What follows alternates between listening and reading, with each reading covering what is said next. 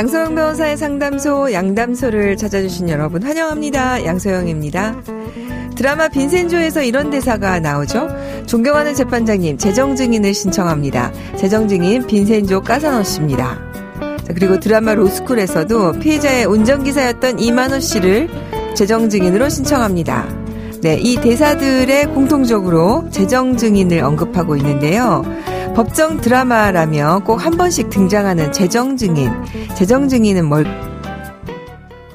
법무법인 승인 양소영 변호사입니다. 네, 드라마를 보다 보면 저게 실제로 그런 건지 안 그런 건지 좀 궁금하신 부분들이 있을 것 같은데요. 자, 오늘은 그걸 한번 알아볼까요? 법원에서는 재판 전에 일반적으로 정식 증인을 채택하는 과정을 거칩니다. 대부분은 이렇게 진행이 되죠. 그러면은 증인 신청을 하고 법원에서 증인 신문을 하도록 이렇게 허가를 해주시면 이후 채택된 증인에게 소환장을 발부하고 재판 당일에 법원에 증인이 출두하면 증인은 거짓 없이 말할 것을 선서하고 이렇게 신문을 하게 됩니다. 이렇게 이제 일반적인 과정으로 진행되는 그런 증인을 대동 증인, 그러니까 데리고 온다. 변호인이 데리고 온다. 당사자가 데리고 온다. 이런 의미겠죠? 그래서 대동 증인이라고 합니다. 그러면 재정 증인은 어떻게 다르냐면 증인 채택 과정이 다른 것이죠. 대동 증인은 이제 미리 증인 신청서를 내고 법원이 허가하는 경우에 이제 소환되는 것이라면 이런 재정 증인은 그냥 바로 법정에서 변호사가 즉석으로 이렇게 드라마처럼 구두로 신청을 합니다. 그러면 이 경우에도 역시 재판장의 재량과 상대방의 의견에 따라서 선정이 될 수도 있고 안 될 수도 있는 것이죠. 근데 이제 법정에서 바로 정해지면은 사실 이제 상대방 측에서는 이에 대해서 바로 대응을 할 수가 없는 경우가 있고 또 대동증인이 아니라면 특히 이제 재정증인의 경우에 어떤 내용을 증언할 것인지에 대해서 또 재판부가 여기에 대해서 미리 판단을 할 수가 없기 때문에 일반적으로 많이 받아들여지지는 않습니다. 그런데 판사가 이게 지금 당장 이러한 내용이라면 해도 상관없겠고 상대방의 반대 신문에 대해서도 특별히 문제가 없겠고 그다음에 이 부분에 대해서 확인할 필요가 있다면 판사가 이를 받아들일 수 있는 것이죠. 변호사가 그래서 재정 신청을 하더라도 재정 증인 신청을 하더라도 판사가 기각하면 증인으로 세울 수 없습니다. 그런데 이제 이거는 대동 증인도 마찬가지이긴 합니다. 증인 신문을 하고자 해도 그 증언 내용이 실제 재판에 도움이 되지 않거나 재판과 관련이 없거나 필요 없는 내용이라면 법원에서도 그다음에 상대방의 요청으로 증인으로 증인 신문을 하는 것이 받아들여지지 않을 수 있는 것은 똑같기는 한데 특히나 이제 재정 증인의 경우에는 더욱 그러겠죠. 상대방에게 기회를 줄 수 없다는 점 때문에. 자, 오늘은 재정 증인, 법정 드라마의 전개상 중후반에 종종 등장합니다. 굉장히 극적이죠. 갑자기 나타나서 중요한 사실을 증언하곤 하는데요. 그 분위기를 반전시키는 터닝 포인트가 되죠. 그런데 실제로는 사실은 이런 부분은 없고요. 만약에 이렇게 해서 하게 한다면 대부분은 일단 증인 신청서를 내고 어떤 내용을 증언할 것인지 보고 다음에 결정하겠다. 이렇게 실제로는 합니다.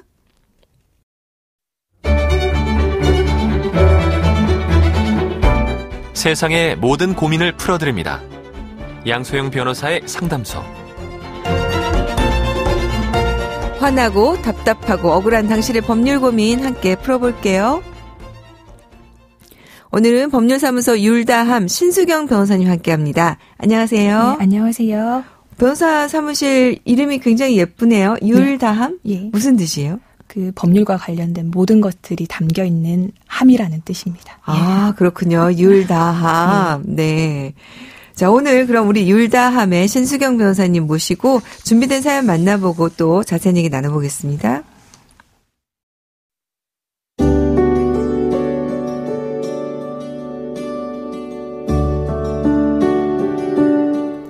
저와 전처는 3년 전 성격 차이로 협의 이혼을 했습니다. 초등학교 1학년이던 딸아이와는 한 달에 2번 면접 교섭을 하기로 했는데요.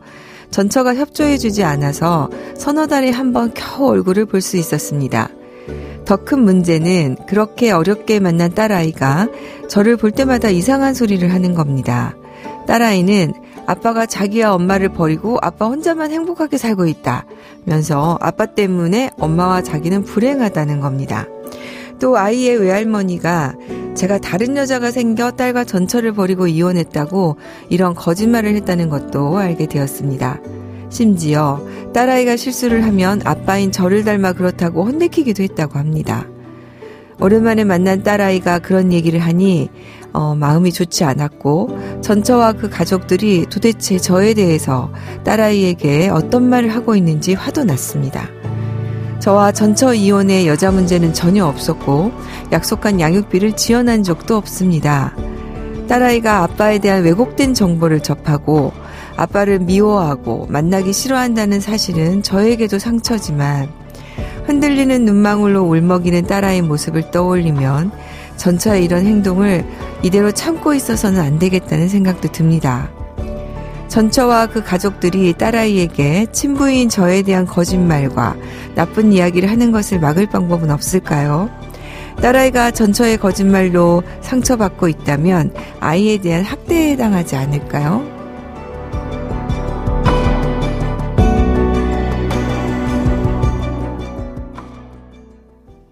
네, 너무 안타까운 사연입니다. 참 이게 참 어려워요. 부모는 이혼을 했는데 아이는 이혼을 한 게 아니잖아요.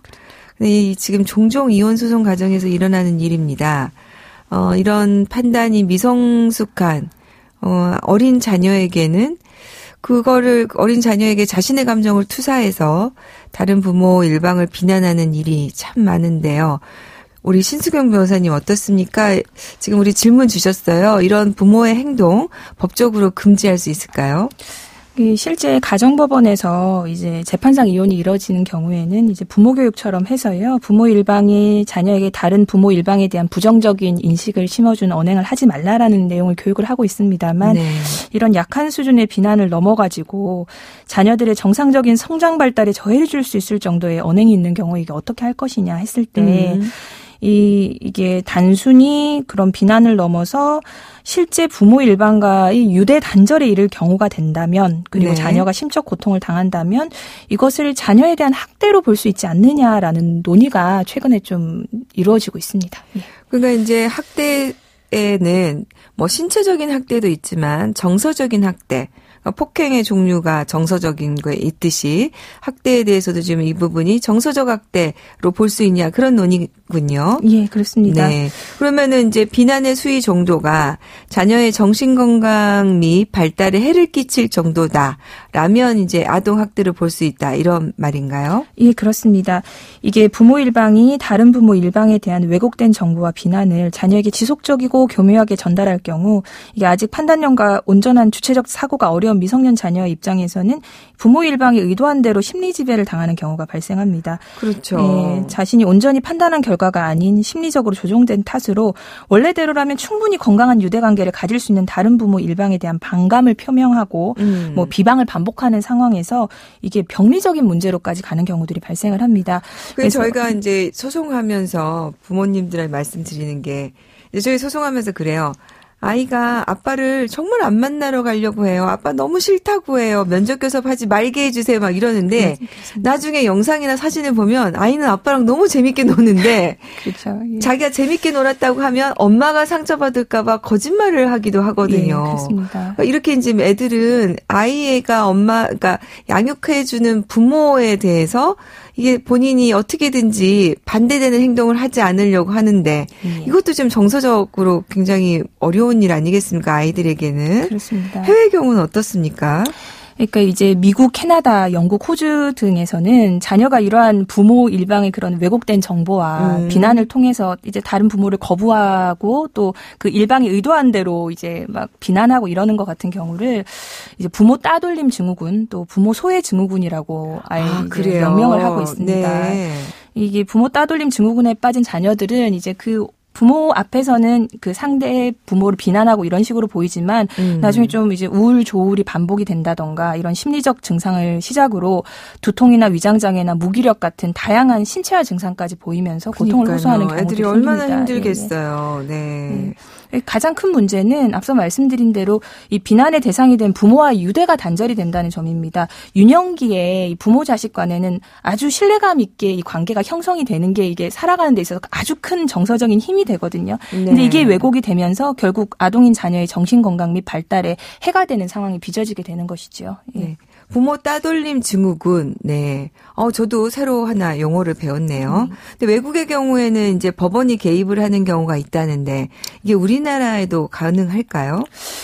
입증이 가능하다면 이제 아동복지법에서는 이런 아동의 건강 또는 복지를 해치거나 정상적 발달을 저해하는 정서적 학대 행위라고 해서 형사처벌이 가능하도록 되어 있기는 합니다. 네. 그리고 뭐 이혼 소송 중에서는 뭐 양육권 관련해서 좀 주장을 해볼 수는 있겠지요. 하지만 좀 이런 상황을 추궁하는 과정에서 또 아이에게 상처를 줄 수 있다는 점이 있기 때문에 이게 접근하는 것이 쉽지는 않습니다. 네. 예. 실제로 우리나라에서 이런 부모 따돌림 행위를 이유로 처벌을 받거나 한 경우가 있습니까? 뭐 이혼 소송 중에서는 종종 주장도 되고 있고요. 일방 부모가 직접적으로 다른 부모에 대한 비난 욕설 등을 한 사례는 아니지만 일방 부모의 가족들이 이제 다른 부모에 대한 왜곡된 거짓말, 험담을 한 것, 뭐 너희 엄마가 바람을 피워서 이혼을 한 거다. 너희 엄마는 남자친구가 있다. 이런 식으로 했던 사례에 대해서 이 아동에 대한 정신건강 및 발달에 해를 끼치는 정서적 학대 행위라고 해서 실제 처벌된 사례 는 있습니다. 네. 예. 저는 제일 나쁜 게 너를 버렸다. 그렇죠. 진짜 이게 제일 나쁜 말 같아요. 아이가 자기의 부모로부터 버림을 받았다는 것은 얼마나 세상이 무너지는 것 같은 일이에요. 존재 가치가 없어지는 일이잖아요. 그러니까요. 근데 이런 부분은 정말 그런데 실제로 지금 처벌된 사례가 있군요. 예, 그렇습니다. 네. 예. 그러면은 구체적으로 어떤 절차를 통해서 처벌을 받게 됩니까? 그 아동학대로서 정서적 학대 행위를 금지하고 있는 내용은 아동복지법에서 규율하고 있습니다. 그래서 아동의 보호자가 아동의 정신건강 및 발달에 해를 끼치는 정서적 학대 행위를 한 경우에는 5년 이하의 징역 또는 5천만 원 이하의 벌금에 처해질 수 있고요. 이 아동학대 범죄의 경우는 가해자와 피해자를 좀 관계가 수하기 때문에 수사 단계에서부터 접근 금지를 할 수 있는 절차들이 있습니다. 임시 조치라든가 피해 아동 보호 명령을 통해서 이제 접근 금지 요청도 할 수 있습니다. 만약에 자녀의 심적 고통과 피해가 상당한 경우라면 좀 이런 제도들로 형사사법기관에 도움을 요청할 수 있을 것으로 보입니다. 네. 저도 사실 변호사 하면 상담을 하면서 일반적으로 형사고소를 이렇게 강하게 부추기는 편은 아닌데요. 아동과 관련된 부분에서는 저도 일단은 좀 해서 아동 학대로, 이게 이제 뭔가, 경찰이나 이런데 어쨌든 도움 요청을 해야 이게 행동이 멈추니까. 그렇습니다. 네, 이 부분에 대해서는 적극적으로 하기를 좀 권유드리는데요. 오늘 정말 중요한 부분 얘기해 주셨어요. 신승윤 변호사님. 감사합니다. 예, 감사합니다. 양소영 변호사의 상담소 양담소는 내일 또 문을 엽니다. 끝곡 김현철의 거짓말도 보여요. 들려드릴게요. 양소영이었습니다.